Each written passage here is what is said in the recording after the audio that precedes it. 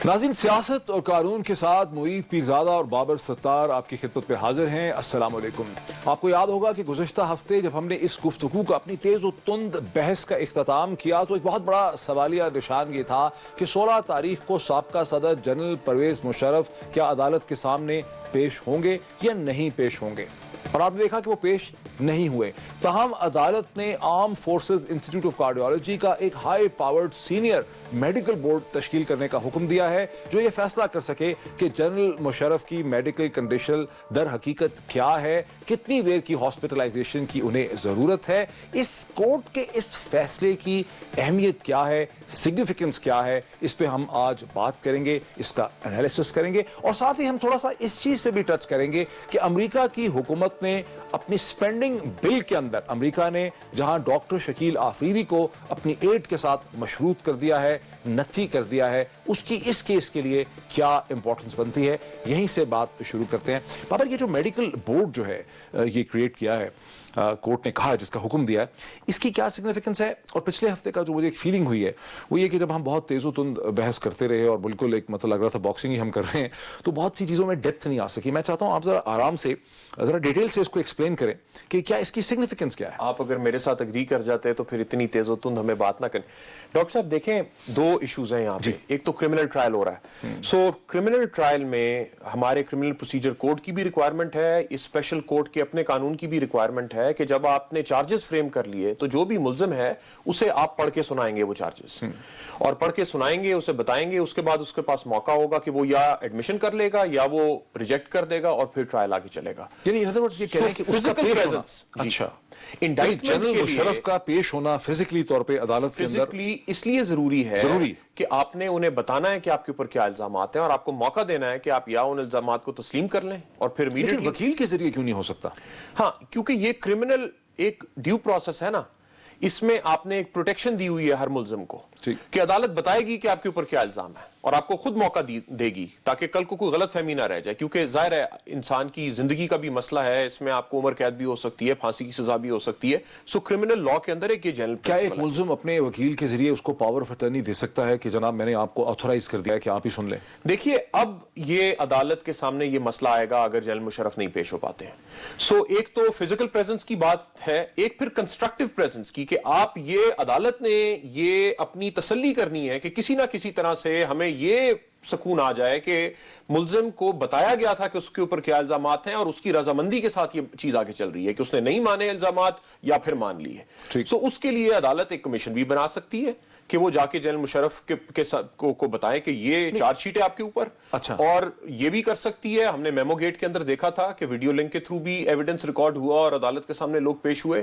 सो वो कोई ना कोई उसका तरीका निकाला जा सकता है, लेकिन अदालत के सामने इस हफ्ते मसला ये था कि क्या उनकी सेहत इजाजत देती है कि वो पेश हो। जो मेडिकल बोर्ड बनाया इसकी क्या सिग्निफिकेंस है, जो हुक्म दिया अदालत ने? डॉक्टर साहब देखें ना, पहले मेडिकल रिपोर्ट ये आई थी कि उन्हें अदालत ने पूछा कि इनका क्या मसला है, तो एक मेडिकल रिपोर्ट पेश हो गई कि नहीं ये 9 बीमारियां हैं जिसमें दांत का भी दर्द है और कमर भी इनकी दुखती है और इनके और मसले नहीं। उसमें बड़ी इंपॉर्टेंट चीज तो ये है ना कि उनका ट्रिपल कोरोनरी जो है उनकी ब्लॉक तीनों के तीनों जो उनकी नालियां हैं खून की, दिल की, वो तीनों ब्लॉक है। डॉक्टर साहब लेकिन उस रिपोर्ट में, और आप डॉक्टर हैं, खुद मेडिकल डॉक्टर हैं, आप शायद इसके ऊपर बेहतर रोशनी डाल सकें, उस रिपोर्ट में मैंने तो ये नहीं देखा कि कैल्सिफिकेशन का कोई रेट बताया हुआ हो कि जी कितनी कैल्सिफिकेशन हुई है, जान को खतरा है या नहीं है। अपने जाती जो कैल्सिफिकेशन का जिक्र तो है लेकिन परसेंटेज नहीं है, सो उससे कोई देख के बता नहीं सकता कि कितना खतरा है। फिर आप अपने जो फैमिली मेंबर्स के जो दिल के अमराज हैं उनमें जा के इतनी बात समझ आ गई है कि एक बेसिक सी चीज करती है, सबसे पहले डॉक्टर करते हैं कि थैलियम स्कैन कर लेते हैं, उसमें गलती का चांस तो होता है, थोड़ा सा पता चल जाता है कि बीमारी है नहीं है, या एंजियोग्राफी होती है। इस तरह का कोई भी काम नहीं हुआ जिससे लोगों को शक पड़ता है कि पता नहीं बीमारी कितनी है, ये कोई ढोंग रचा रहे हैं, वाकई बीमार हैं। इसलिए अदालत ये मुतमईन होना चाहती है कि अगर इतने बीमार हैं कि अदालत आने से इनकी जान को खतरा है, फिर तो ऐसे इंसान को, इतने बीमार इंसान को तो आप अदालत में नहीं घसीटेंगे। ठीक है, फिर क्या करेंगे? सो फिर उसमें एक सेक्शन 9 है स्पेशल कोर्ट के कानून के नीचे। जो आप इतनी मोटी किताब लेकर जी इसे ये मैं आप खाली आपकी तसल्ली के लिए लेके आया ताकि आपको हौसला रहे कि मैं आपको पढ़ के ये बात बता रहा हूं, और मैं सिर्फ इस वजह से ये जो जिसको आप रेफर कर रहे थे कि इसकी सिग्निफिकेंस आप कह रहे थे कि मेरा ख्याल है कि कोर्ट ये करना चाह रही है, वो क्या है? उसमें ये लिखा हुआ है कि अदालत किसी भी सूरत इस ट्रायल को डिले नहीं करेगी। اب ذہن میں رکھیے کہ اسپیشل کورٹ بنی ہوئی ہے, 3 ہائی کورٹ کے جج بیٹھے ہوئے جو اور کوئی کام نہیں کر رہے, ایک بندے کا ٹرائل کر رہے ہیں, ٹھیک ہے, تو یہ ٹرائل روز روز ہو سکتا ہے, ہر روز ہو سکتا ہے. کاش کہ پاکستان کے 3-4 دن میں کو بھی اس قسم کا انصاف ملے, ہاں اس طرح کی اچھی ٹریٹمنٹ ملے جسے جنرل مشرف رضامند نہیں ہے جس کے اوپر, لیکن باقیوں کو بھی ملے تو بڑی اچھی بات ہو, جلدی ٹرائل ختم ہو. سو اس عدالت نے میں لکھا, اس میں قانون میں لکھا ہے سیکشن 9 کے اندر کہ آپ ملتوی نہیں کریں گے مقدمے کو, اور اگر کسی کی کوئی بیماری بھی آ جاتی ہے اور یا بیمار ہے انسان, پیش نہیں ہو سکتا, یا آپ کو لگتا ہے کہ کسی وجہ سے نہیں پیش ہو رہا خود, تو عدالت اس کے بعد اس کا کوئی وکیل مقرر کر کے اس ٹرائل کے ساتھ آگے چل سکتی ہے. سو اگر کل کو میڈیکل بورڈ یہ بتا دیتا ہے کہ جناب ان کی طبیعت اتنی خراب ہے کہ وہ واقعی نہیں پیش ہو سکتے, تو پھر عدالت کے پاس 2 آپشنز ہوں گی, یا جس طرح ہم نے کہا کنسٹرکٹیو وہ پریزنس کر سکتے ہیں, کمیشن بھجوا دیں, باقی چیز کر دیں, یا وہ کہیں گے کہ ٹھیک ہے مشرف صاحب نے اپنے وکیل ادھر بتائے ہوئے, ہم انڈائٹ کرتے ہیں اور یہ مقدمہ آگے. اچھا رکیے ذرا, مجھے ایک بریک لینے دیں. ناظرین ایک بریک لیتے ہیں, بریک کے بعد اس ڈسکشن کو اسی پوائنٹ سے کنٹینیو کرتے ہیں. ناظرین welcome back to the programme. کیا آپ کو لگتا ہے کہ افتخار چودھری صاحب نے حکومت کو ایک سلپری پاتھ میں پھنسا دیا, حکومت نے ایک اسپیشل کورٹ کے سر میں مسئلہ ڈال دیا, اب کورٹ سیاسی طور پہ سوچ رہی ہے کہ یار پبلک اوپینین بھی بڑی خلاف ہو گئی ہے, یا ایٹ لیسٹ سپلٹ ہو گئی ہے, میڈیا میں بھی بڑی بحث ہو رہی ہے, چیزیں بڑی لٹکی ہوئی ہیں, جیسے عالیہ رحمان صاحب نے پیس لکھا ہے اس کو بھی ہم ڈسکس کریں گے. اب کورٹ کہہ رہی ہے کہ ہمیں حکومت نے ہم پہ ڈال دیا, ہم ڈاکٹروں پہ ڈال دیتے ہیں, کوئی حل نکالیں. کچھ آپ کو لگتا ہے ایسا فیلنگ ہو رہی ہے؟ ڈاکٹر صاحب ہر ایک کا قصور ہوگا سوائے جنرل مشرف کے, یعنی یہ لب لباب جو ہے وہ باتوں کا آخر میں ختم یہاں پہ ہی ہوتا ہے آ کے, کہ 3 نومبر کو کسی نے ان کی کن پٹی پہ بندوق رکھی ہوگی کہ اگر یہ نہیں کریں گے تو آپ کے ساتھ ظلم ہوگا اور ہم آپ کو. یہ بات نہیں کر رہا تو پھر کیا بات, یعنی افتخار چودھری کا قصور تھا, اس نے انسائٹ کیا جنرل مشرف کو کہ نکال دیں مجھے گھر میں بند کر دیں, میرے بچوں کے ساتھ مجھے بند کر دیں, باقی سارے ججوں کو جو ہے وہ نظر بندی کا حکم دے دیں اور ہمیں 1.5-2 سال کے لیے رسوا کر دیں. یہ کسی نے ظلم ان کے ساتھ زیادتی کی ہوگی؟ نہیں, میں یہ بات نہیں کر رہا. میں یہ کہہ رہا ہوں کہ نواز شریف صاحب کی حکومت نے آہستہ آہستہ یہ احساس کیا, یا شروع سے ان کو احساس تھا کہ وہ پھنسے ہوئے تھے سیاسی طور پہ, کہ کچھ کرنا تو تھا ان کو, کہ جنرل مشرف آئے اور چلے جائیں, اور پھر ظاہر ہے کہ ایک سیاسی مسئلہ بھی تھا. تو انہوں نے اس کا حل یہ نکالا کہ ایک کورٹ بنا کے کورٹ کے اوپر اس کو ڈال دیں اور کورٹ اس کا حل نکالے گی.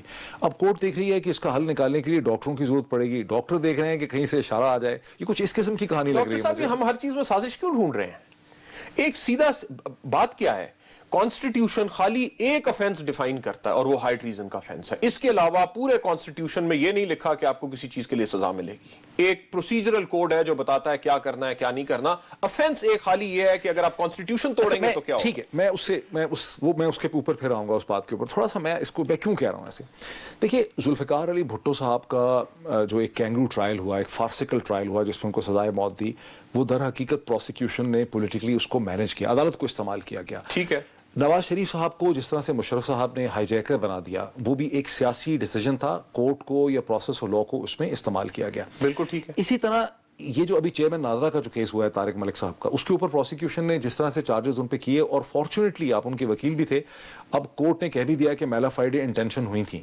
لیکن یہ چھوٹا چونکہ ایک لمیٹڈ ایشو تھا, لیکن سیاسی بنیادوں پہ کیا, مطلب پروسیکیوشن کر لیتی ہے ایسے.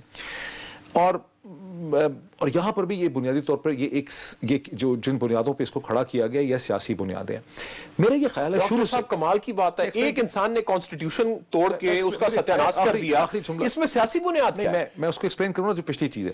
ٹھیک ہے, کانسٹیٹیوشن ایک سیاسی مسودہ ہے, لیکن سیاسی پروسیس کے تھرو آیا, اب تو ایک آئینی چیز ہے. میں کیوں کہہ رہا ہوں ایسے, میں کہہ رہا ہوں میں اس کے ریزولوشن کی طرف جا رہا ہوں.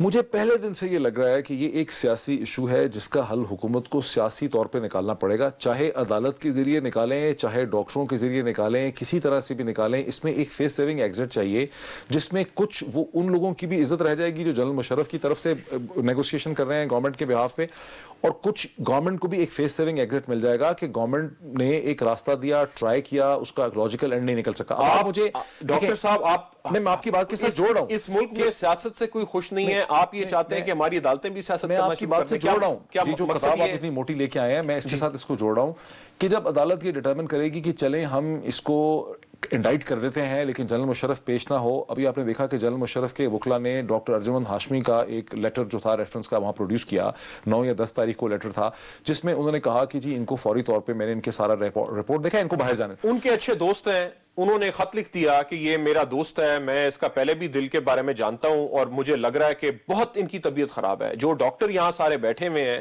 انہیں نہیں ایسی بات لگ رہی, اگر انہیں ایسی بات لگ رہی ہوتی تو شاید وہ اینجیوگرافی کر دیتے.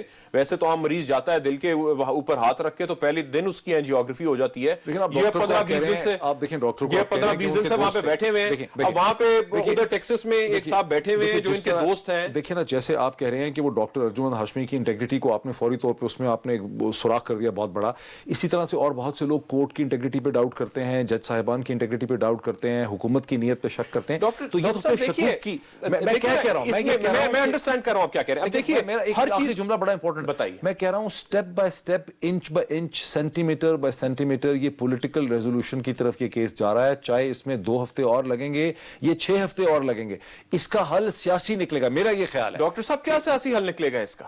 ایک پروسیکیوشن ہے, ایک حکومت ہے, اس نے پروسیکیوشن فائل کرنی تھی. سیاست اس وقت ہو سکتی تھی کہ وہ اس ٹائم پہ وہ نہ فائل کرتے اور 2 سال نہ فائل کرتے, یا جنرل مشرف چلے جاتے یہاں سے باقی چیزوں میں بیل لے کے چلے جاتے. سلیم صافی نے ایک مضمون بھی لکھا ہے اس چیز کے اوپر کہ خیال تو یہ تھا کہ ان 4 چیزوں میں بیل ہو جائے گی, پھر چلے جائیں گے, واپس نہیں آئیں گے.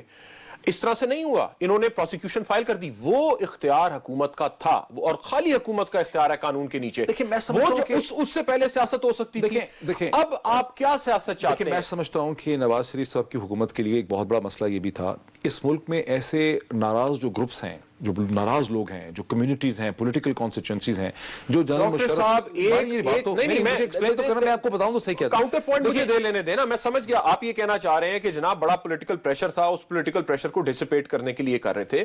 گزارش یہ ہے کہ ابھی الیکٹ ہوئے تو 3-4-5 مہینے ہوئے تھے انہیں جب انہوں نے پروسیکیوشن فائل کر دی ہے.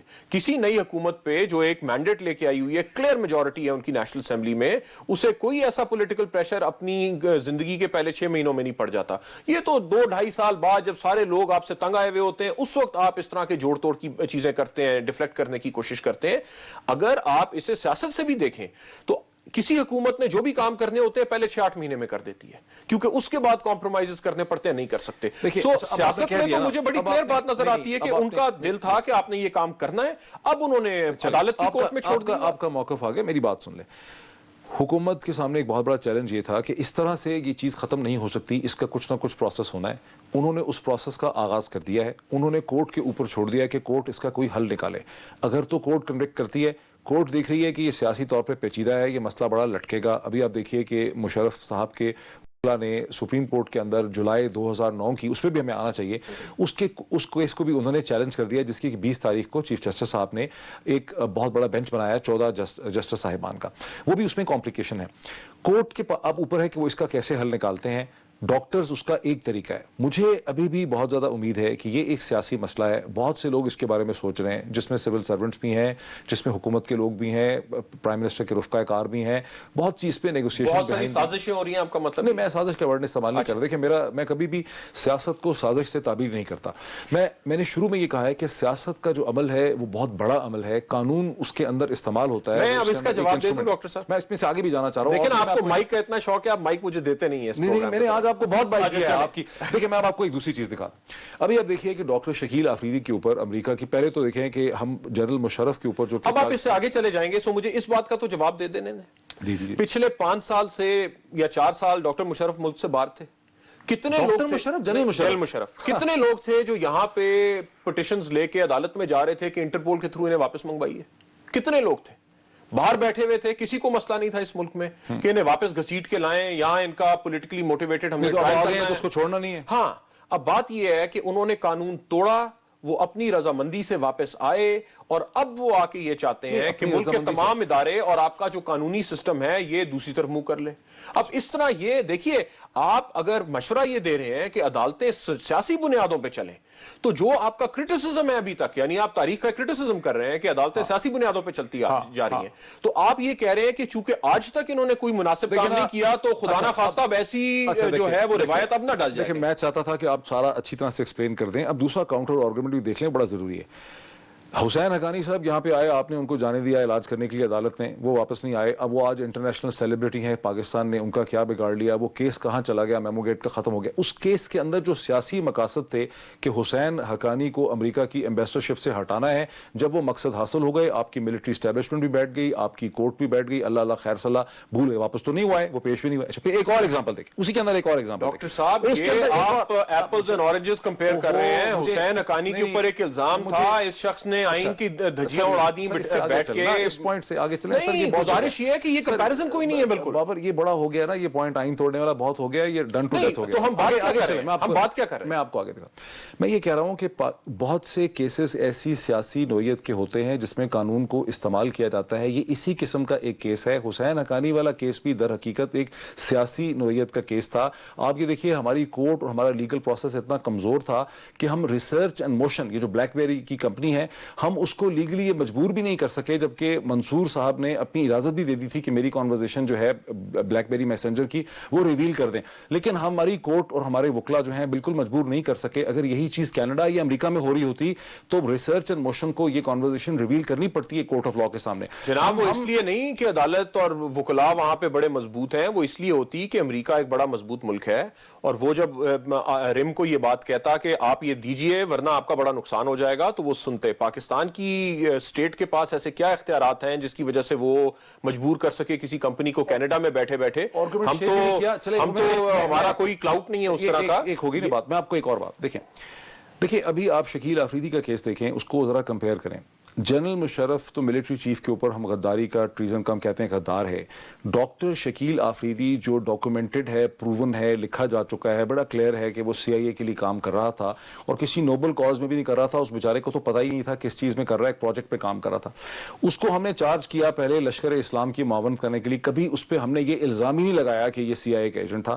اب آپ دیکھ رہے ہیں اس وقت کیا ہو رہا ہے کہ امریکہ کی کانگریس نے, انہوں نے اس کو جو اپروپریشن بل تھا اپنا اس سے منسلک کر دیا. اب گورنمنٹ آف پاکستان, اور منسلک کر کے انہوں نے کہا ہے کہ یہ اس پہ تمام چارجز امریکہ کی معاون کے ریسسٹنس کے ختم کیے جائیں, اس کو فری کیا جائے. فری کرتے ہیں یا نہیں کرتے, آپ اس کے اوپر غداری کا, ٹریزن کا, جو کچھ اس نے کیا اس کا الزام, آپ اس کا کیس آپ اس پہ نہیں چلا پائیں. ڈاکٹر صاحب میری دو باتیں, اس کی سگنیفیکنس دیکھیں, یہ کتنا بڑا ڈائلما ہے نواز شریف صاحب کی حکومت کے لیے کہ شکیل آفریدی کا تو آپ ٹرائل نہیں کر سکتے, لیکن جنرل مشرف کا آپ ٹرائل کریں گے. کس نے آپ کو کہہ دیا کہ شکیل آفریدی کا ٹرائل نہیں کر سکتے؟ اتنا پریشر امریکہ نے اس سے پہلے بھی ڈالا, جب پرائم منسٹر وہاں پہ گئے اس وقت بھی پریشر ڈالا, کوئی پاکستان کو فرق نہیں پڑا. اچھا اب ایک میری بات سن لیجئے, شکیل آفریدی کی آپ نے بات کی, پریزیڈنٹ مشرف کے یو کے وکیلوں نے خط لکھا باقی یو کے کو, یو ایس کو, باقیوں کو, اور انہوں نے کہا کہ مشرف نے انکنڈیشنل سپورٹ دی تھی آپ کو ٹیررزم کے درمیان, آپ کی ٹیررزم دی انکنڈیشنل. تو یہ وقت ہے ان کی لوئلٹی کو ریوارڈ کرنے کا, جس طرح سے شکیل آفریدی کی لوئلٹی کو ریوارڈ کر رہا ہے امریکہ.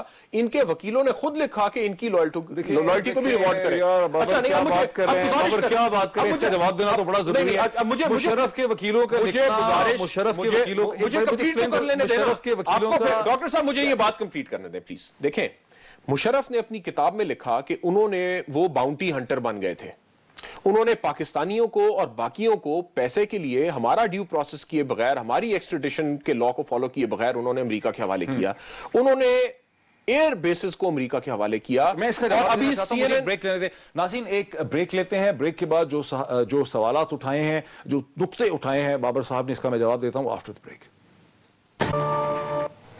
ناظرین ویلکم بیک. میں ان سوالوں کو ریسپونڈ کرنا چاہتا ہوں جو بابر نے ریز کیے, لیکن میں چاہ رہا ہوں کہ بابر ایک دفعہ اس کو فریم کر دیں. بابر بنیادی طور پہ آپ کیا کہہ رہے ہیں جب وہ ڈرونز کی بات کرتے ہیں؟ مشرف بھی انہی ملکوں سے اب سپورٹ مانگ رہے ہیں جن کی انہوں نے مدد کی, جس میں دو بڑے ایشوز جو تھے وہ ایک پاکستانیوں کو ہینڈ اوور کرنا تھا, دوسرا یہ تھا کہ انہوں نے ایڈمٹ کیا سی این این کے انٹرویو پہ کہ ہماری اگریمنٹ تھی ڈرونز کے اوپر امریکہ سے, اور انہوں نے ایئر بیسز بھی دی ہوئی تھیں جہاں سے ان ڈرونز کی لاجسٹکس پرووائڈ. اب مجھے تھوڑا سا اس کو ایکسپلین کرنے دیں. پہلا میرا پوائنٹ یہ تھا کہ آپ جنرل مشرف کے اوپر, جو کہ آپ کے آرمی چیف رہے ہیں, اس کے اوپر تو ہم غداری کا مقدمہ چلا رہے ہیں, جس سے کہ افواج پاکستان کے جو افسران اور جوان ہیں, بہت سے اور لوگ جو ملٹری میں نہیں ہیں, وہ بڑا اس کے بارے میں بڑے ٹچی ہیں. وہ کہتے ہیں کہ بھی آپ کا ملٹری چیف کیسے غدار ہو سکتا ہے, جبکہ آپ شیخ مجیب الرحمان کو, جن کے بارے میں اب ڈاکومنٹڈ ہے اگرتلہ سازش کیس میں, انڈین آتھرز خود, فار انسٹنس میں نے سشانکا بینرجی کی की किताब जो उस वक्त पॉलिटिकल अफेयर्स हेड थे, इन्हीं को ही खाली कोट करते हैं। नहीं, मैं कह रहा हूं कि आपने जब अगरतला साजिश केस चलाया तो आप प्रूव नहीं कर सके। आपने बाद में कहा कि उन्होंने ट्रीजन नहीं किया था,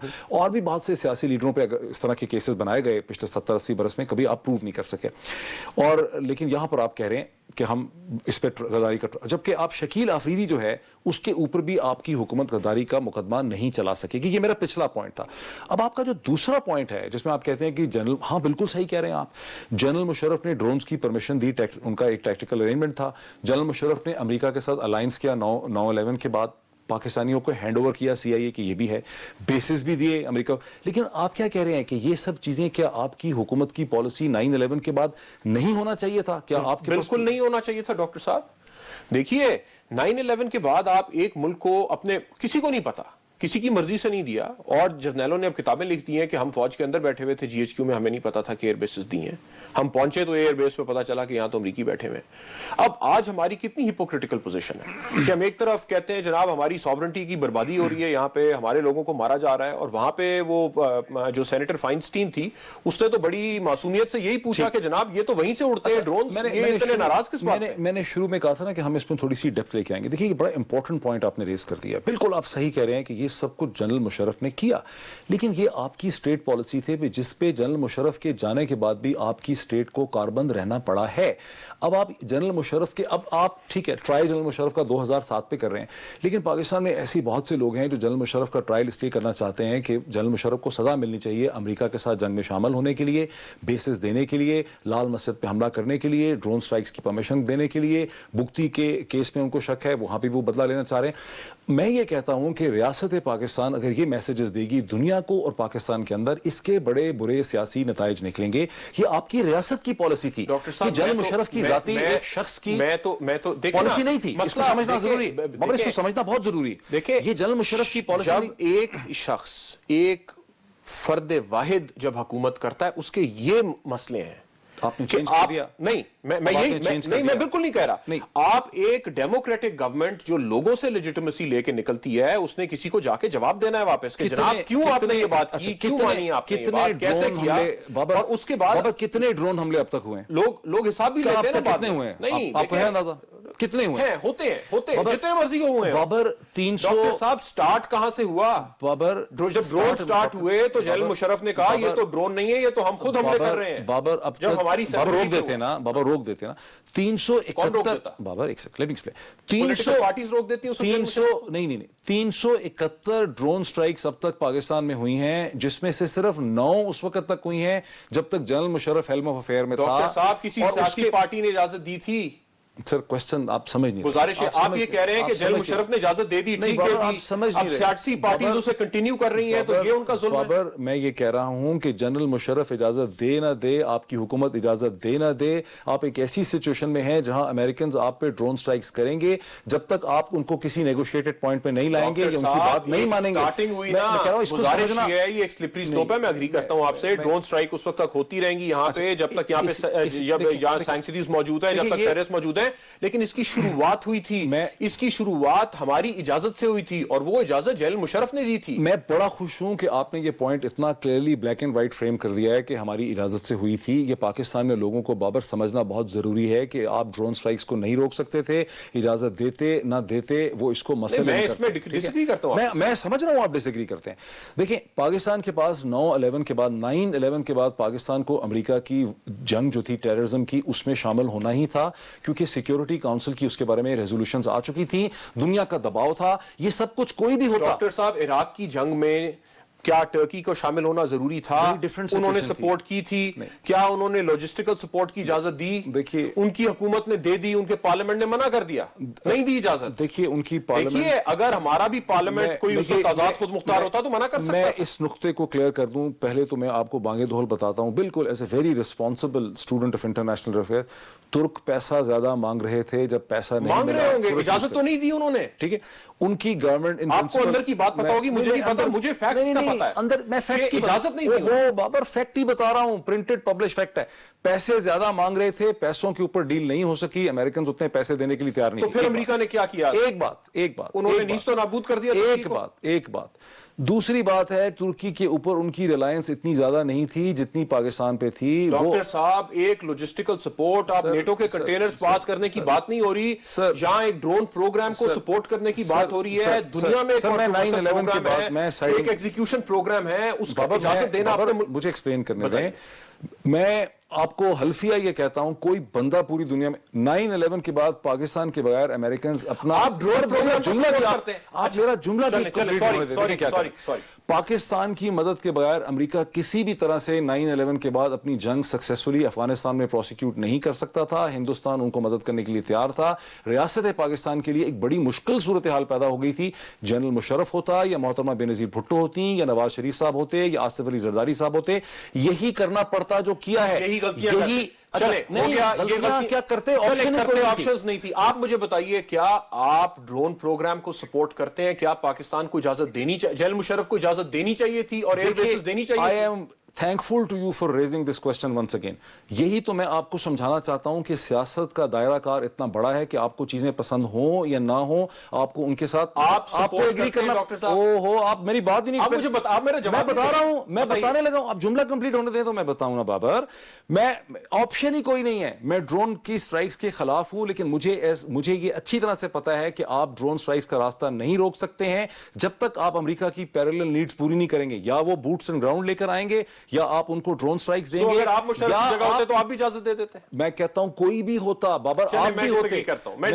میں بابر یہ کہتا ہوں کہ اگر آپ بھی دیکھیے بابر, اگر آپ بھی جنرل مشرف کی جگہ ہوتے, آپ کو یہ پرمیشنز دینی پڑتی, آپ کے پاس کوئی اور حل نہ ہوتا. اچھا اب دیکھیں اس کی اتنی خود مختاری ہر انسان کی ہوتی ہے ڈاکٹر صاحب, اتنی آپشنز ہوتی ہیں, نہ کہنے کی آپشن ہر انسان کے پاس. غلط کہہ رہے ہیں آپ, سمجھ چلیں ہم اس ڈیبیٹ میں چلے جائیں گے. Let's come back to Shakeel Afridi کے اس کے ساتھ اور امریکہ کا اب ہمارے ساتھ کیا ابھی نہیں پہلے دیکھیے, یہ بڑا امپورٹنٹ ہے سمجھنا کہ جنرل مشرف کے خلاف بہت سے لوگوں کو, جیسے آپ کو غصہ ہے بہت سی وجوہات کی وجہ سے, آپ کو اور بہت سی وجوہات سے غصہ نہیں ہوگا, لیکن لوگوں کو لال مسجد کا بڑا غصہ ہے, لوگوں کو ڈرون سٹرائکس کا غصہ ہے, امریکہ کی جنگ میں شامل ہونے کا غصہ ہے, ان کے بہت زیادہ مغرب پرست ہونے کا غصہ ہے.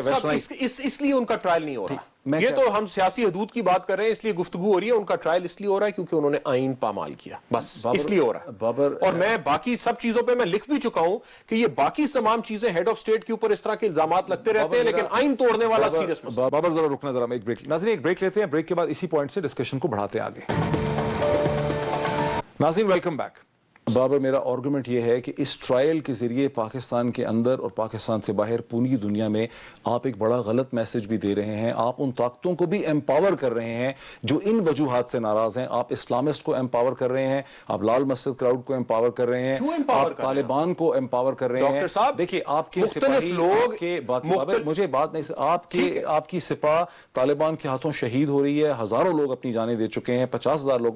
آپ طالبان کو ایمپاور کر رہے ہیں. کس طرح کا دیکھیں, میں بڑا خلاف ہوں طالبان کے, اور میرے خیال میں ہمیں فوج کو سپورٹ کرنا چاہیے کہ وہ فل فلیجڈ انہیں سپورٹ کرنا چاہیے جو وہ قربانیاں دے رہے ہیں. ہمیں پولیس والوں کو سپورٹ کرنا چاہیے, لیکن اس کا یہ مطلب نہیں ہے کہ آپ مڑ کے یہ کہیں گے پرائم منسٹر کے جو جنرل مشرف نے کیا, جو جنرل مشرف نے کیا وہی کام طالبان کر رہے ہیں کہ طاقت کے بلبوتے کے اوپر ان کا خیال ہے کہ وہ اسٹیٹ کو ٹیک اوور کر سکتے ہیں اور باقی تمام جو آئین اور قانون کو خراب. اب آپ مجھے چونکہ بولنے ہی نہیں دے رہے, آج آپ نے تہیہ کیا ہے کہ بدلہ لینا ہے, میں نے بولنے نہیں دینا. دیکھیں میں آپ کو, طالبان نے آپ کو ڈنڈا دیا, طالبان ایکسٹرا کانسٹیٹیوشنل فورس ہیں, آپ کی حکومتیں ہاتھ جوڑ رہی ہیں, بیگنگ فار پیس. آپ طالبان کے سامنے کشکول لے کے کھڑے ہیں. اگری ود یو, غلط کر رہے ہیں. ایک پوائنٹ, ٹھیک, طالبان نے ڈنڈا دیا, ٹھیک ہے, آپ ان کے ساتھ بات کرنے کو تیار ہیں.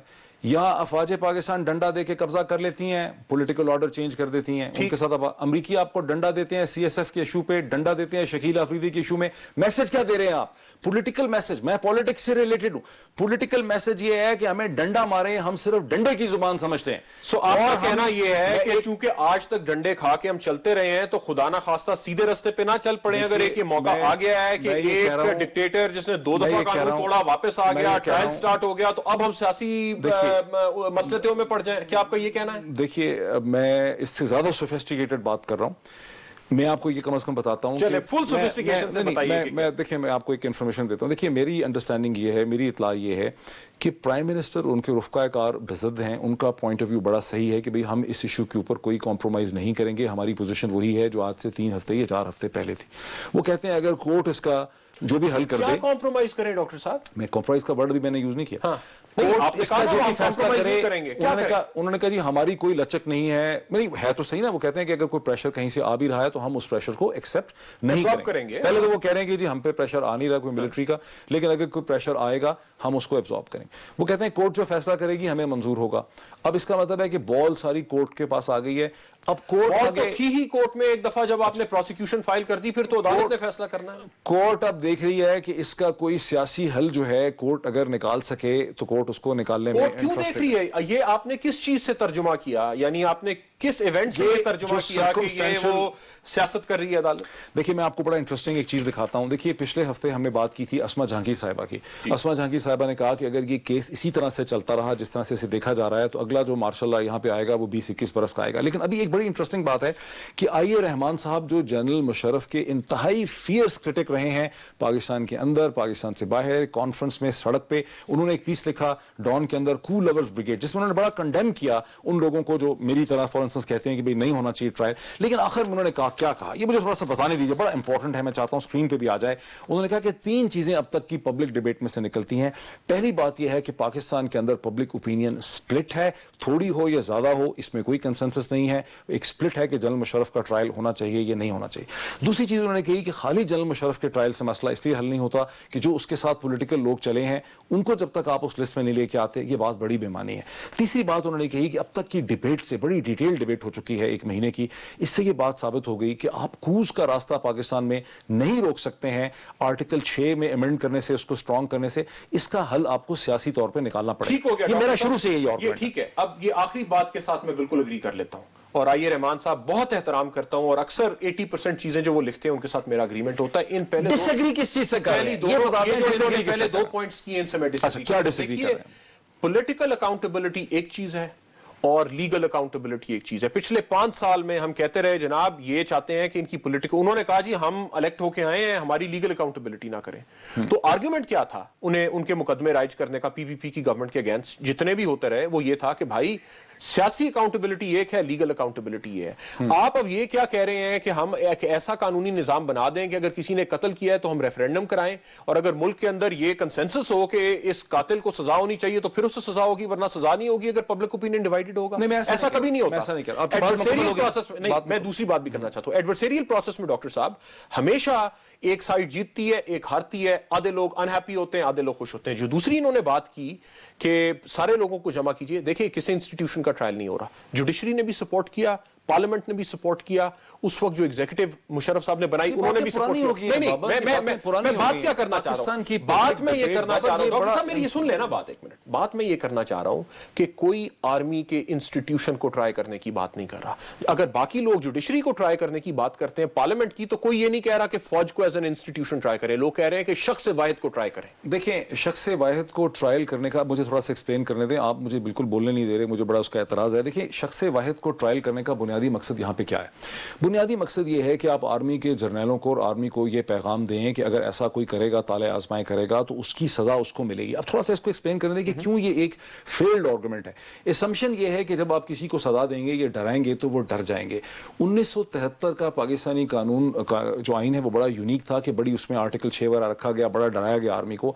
4 سال کے بعد آرمی نے تختہ الٹ دیا, اور جو انتہائی پاپولرلی الیکٹڈ پرائم منسٹر تھا اس کو انہوں نے ایک کینگرو ٹرائل کے ذریعے انہوں نے اس کو سزائے موت دے دی. اس کے بعد اس پہ بات نہیں رکی, انہوں نے ایک ایسا سیاسی آرڈر, نیا پولیٹیکل آرڈر کھڑا کر دیا جس میں آج کی ساری سیاسی جماعتیں, P M L N, P M L Q, اور ایک ریوائزڈ قسم کی ٹون ڈاؤن پیپلز پارٹی جو ہے وہ اس میں سے نکلی, اس پولیٹیکل پروسیس میں سے. 1993 میں, 1996 میں انہوں نے دوبارہ انٹرونشن کیے, ڈنڈا انہوں نے استعمال کیا. 1999 میں انہوں نے پھر کھو کر دیا. اب آرگومنٹ یہ ہے کہ جی ایک آدمی کو جیل میں ڈال دیں گے یا ہتھکڑی لگا دیں گے تو یہ سیدھے ہو جائیں گے. مجھے اسما جہانگیر صاحبہ کی بات یاد آتی ہے کہ اگر آپ ایسے کریں گے تو اگلا جو کو یہاں پہ آئے ہم گا. ڈرتے رہیں پھر کبھی بھی نہ کریں. نہیں آپ نہ ڈریں, آپ بہت بہادر ہیں. نہیں بہادری کی بات نہیں ہے, اب ہم خوف میں رہیں. ڈرنے کا چکر نہیں ہے, یہ انڈرسٹینڈنگ کا ایشو ہے. یہ انڈرسٹینڈنگ کا ایشو ہے. بات یہ ہے نا کہ جی 20 سال آئے گا جائے گا نہیں. آپ اپنا آرگومنٹ پہلے پھر میں آپ کو بتاتا ہوں کچھ. آپ بتائیں نا اس میں کیا کاؤنٹر آرگومنٹ. کیا کاؤنٹر؟ آپ کہتے ہیں کہ ڈرا رہے ہیں خالی.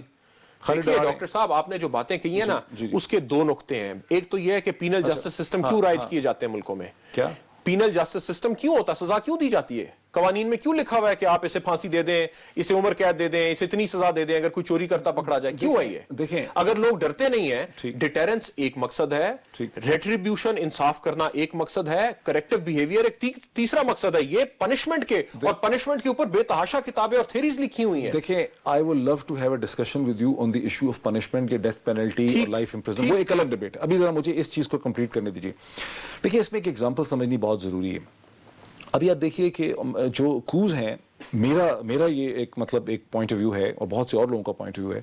آپ کوز کا اور تالے آزما کا راستہ سیاسی پروسیس کو سٹرینتھن کر کے سیاسی طور پر نکال سکتے ہیں, سزاؤں کے ذریعے اور آرٹیکل 6 کے ذریعے نہیں نکال سکتے. میں اگری کرتا ہوں آپ سے ڈاکٹر. میں اب آپ کو اس میں ایک ایویڈنس دینا چاہتا ہوں اور آپ کی وساطت سے میں تمام لوگوں کو ایک ایویڈنس دینا چاہتا ہوں.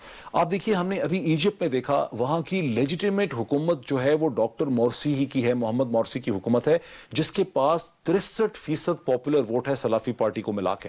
ٹھیک ہے, لیکن ہوا کیا, جب ایک ڈٹرمنڈ اپوزیشن جو لبرل لوگوں کی تھی, ویسٹرنائز لوگوں کی, کاپٹک چرچ کی ایک ڈٹرمنڈ اپوزیشن نے یہ تہیہ کر لیا کہ ہم نے اس لیجیٹیمیٹ حکومت کو چلنے فورن سپورٹ کے ساتھ, بالکل فورن سپورٹ, امریکہ کی سپورٹ کے ساتھ, جنہوں نے اسے کو کہا ہی نہیں, مان لیا امریکہ اور یورپ کی تمام جو سو کالڈ ڈیموکریٹک طاقتیں ہیں ان کی سپورٹ سے فیصلہ کر لیا, تو آرمی کو سپورٹ مل گئی, پولرائزیشن ہو گئی, اور آرمی نے ہزاروں لوگ مار دیے ہیں.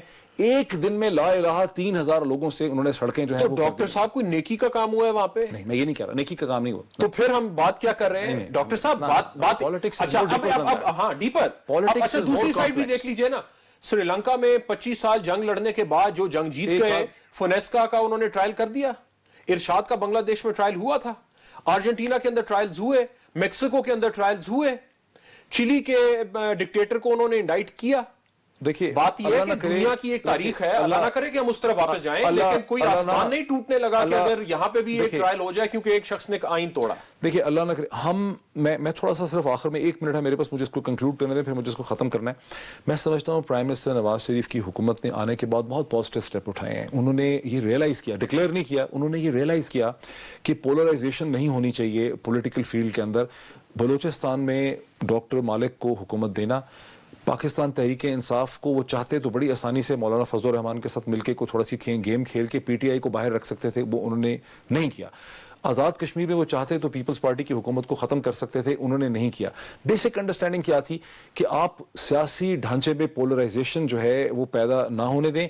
آصف علی زرداری صاحب نے فروری اور مارچ 2009 میں غلطی کی, انہوں نے پی ایم ایل این کو پنجاب سے نکال کے ڈھانچے میں پولرائزیشن پیدا کر دی, جس کے نتیجے میں سپریم کورٹ کی ریسٹوریشن ہوئی اور اگلے 4 سال آصف علی زرداری صاحب کو بھگتنے پڑے, بیکاز پولرائزیشن ان کے خلاف پیدا ہو گئی تھی.